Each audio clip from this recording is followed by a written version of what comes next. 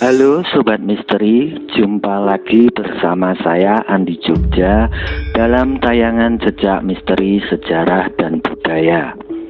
Pada tayangan Jejak Misteri Sejarah dan Budaya kali ini, saya ingin mengajak Sobat Misteri untuk membahas jejak misteri dan sejarah yang ada di Watu Gilang, Kota Gede, yang tepatnya berada di Kedaton Dalem, Purbayan, Kota Gede, Yogyakarta.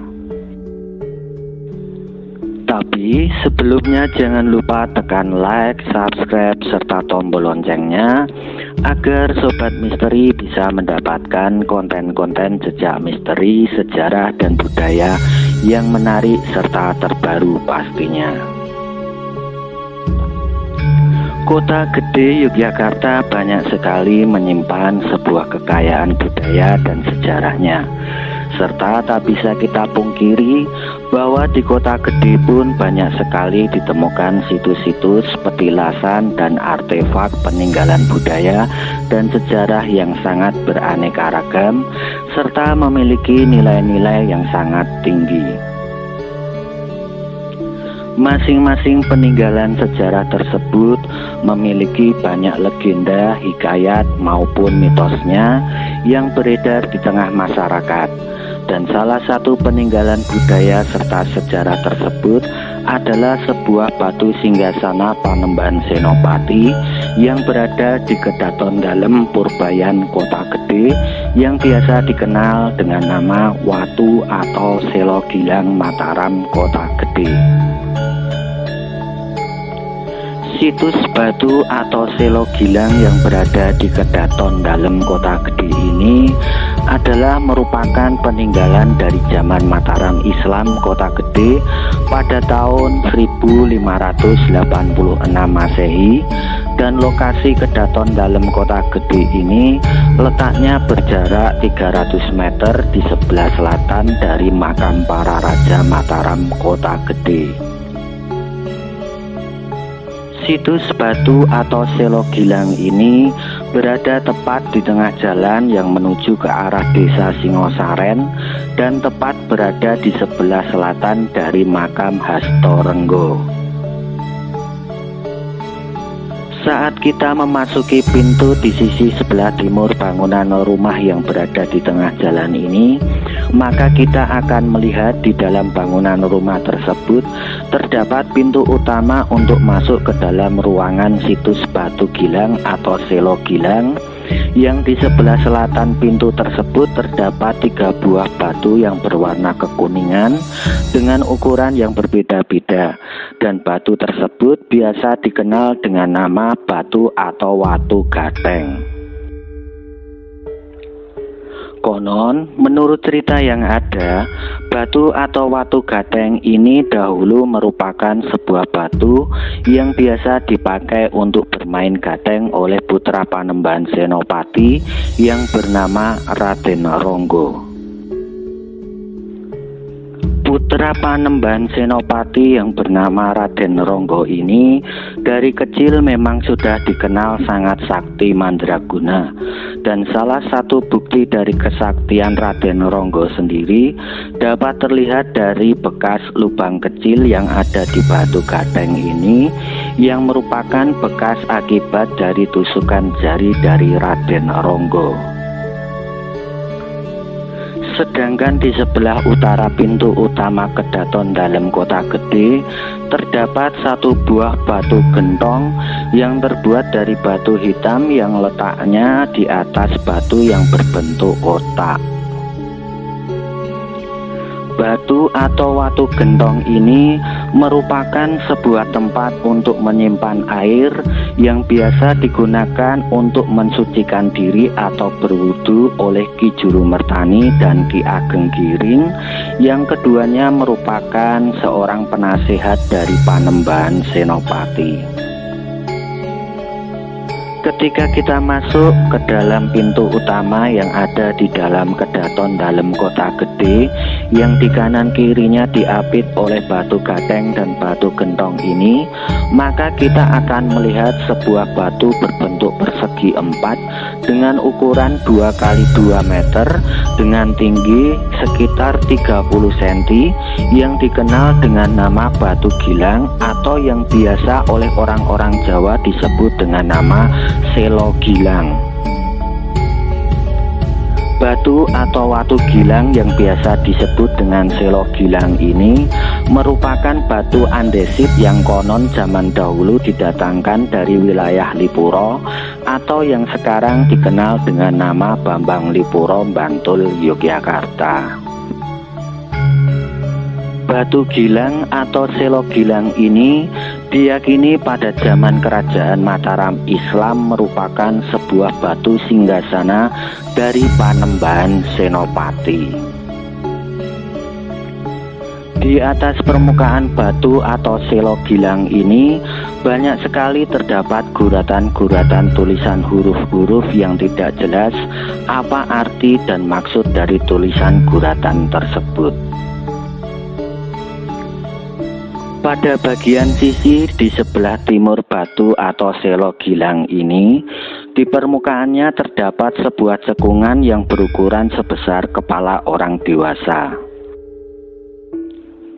Menurut cerita yang ada, konon cekungan yang berada di permukaan batu atau selo gilang ini akibat dari benturan kepala Ki Ageng Mangir Wonoboyo IV yang merupakan menantu sekaligus musuh dari Panembahan Senopati dan Kerajaan Mataram Islam. Konon, menurut cerita yang ada, dahulu Ki Ageng Mangir Wonoboyo IV dianggap merupakan musuh dari Panembahan Senopati dan Kerajaan Mataram Islam karena Ki Ageng Mangir Wonoboyo keempat tidak mau tunduk kepada Panembahan Senopati dan Kerajaan Mataram Islam. Pada saat itu Ki Ageng Mangir Wonoboyo keempat tetap ingin mempertahankan tanah wilayah Mangir sebagai tanah mardikan yang didapat oleh para leluhurnya sebagai hadiah dari Raja Brawijaya yang kelima. Lalu, untuk bisa menaklukkan wilayah Mangir agar mau tunduk kepada Kerajaan Mataram Islam, Panembahan Senopati pun menerima usulan taktik Apus Kromo yang diusulkan oleh Ki Juru Mertani.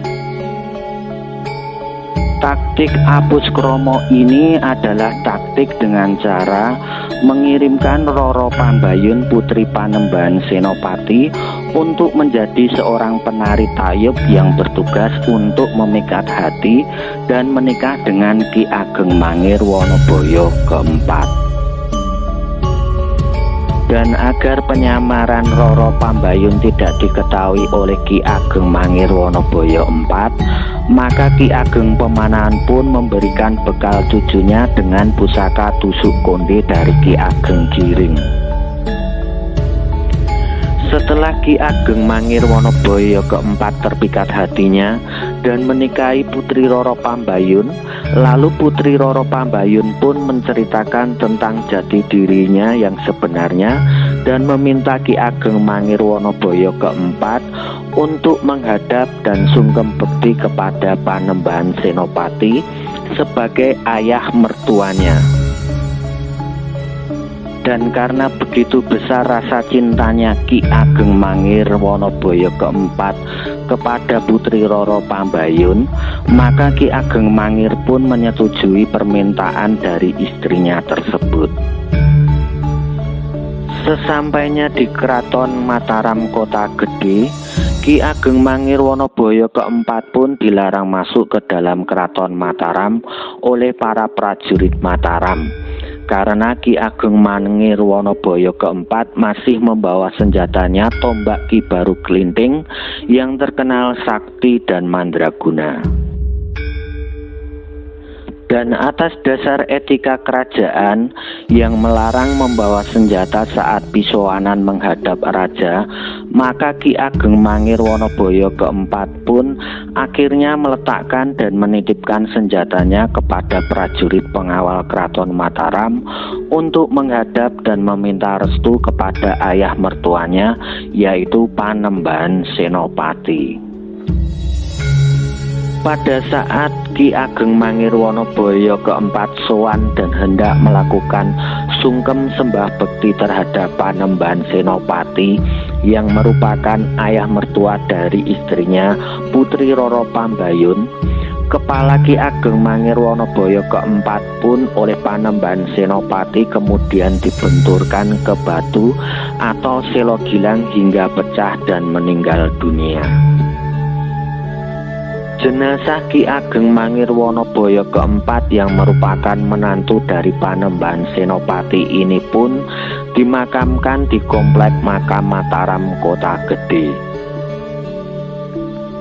Tapi karena Ki Ageng Mangir Wonoboyo keempat merupakan menantu sekaligus musuh kerajaan Mataram Islam dan Panembahan Senopati, maka letak makam Ki Ageng Mangir Wonoboyo keempat pun yang separuh berada dalam benteng Komplek Makam Kota Gede dan yang separuh lagi berada di luar benteng Komplek Makam Kota Gede.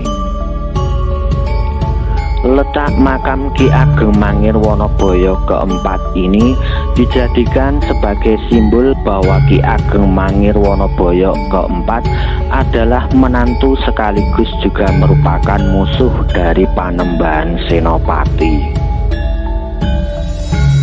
Dan bukti dari simbol tersebut dapat dilihat dalam denah makam Ki Ageng Mangir Wonoboyo keempat yang berada di Komplek Makam Kota Gede dengan nomor urut 81.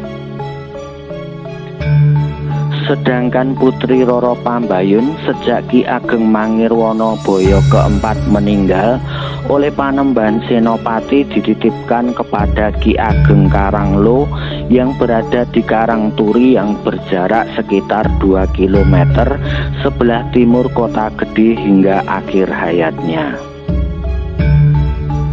Konon menurut mitos dan cerita yang ada, batu atau selo gilang ini dijaga dan ditunggui oleh sosok makhluk astra yang perwujudannya menyerupai seorang raja yang diyakini merupakan salah satu khorin dari Panembahan Senopati. Mari kita jaga warisan budaya dan sejarah leluhur ini agar kedepannya selo gilang Mataram ini bisa tetap lestari dan memberikan manfaat bagi warga sekitar serta bisa menjadi salah satu bukti dari sejarah peradaban bangsa ini, karena sebuah bangsa yang besar tidak akan pernah bisa lepas dari sejarah dan budaya yang ada. Demikianlah kisah jejak misteri sejarah dan budaya yang ada di Selo Gilang ini. Jangan lupa jika Sobat Misteri suka dengan tayangan seperti ini, bisa like, subscribe, share, dan tekan tombol loncengnya agar tayangan jejak misteri sejarah dan budaya ini bisa berkembang. Percaya menapa mboten, sumangga terserah panjenengan.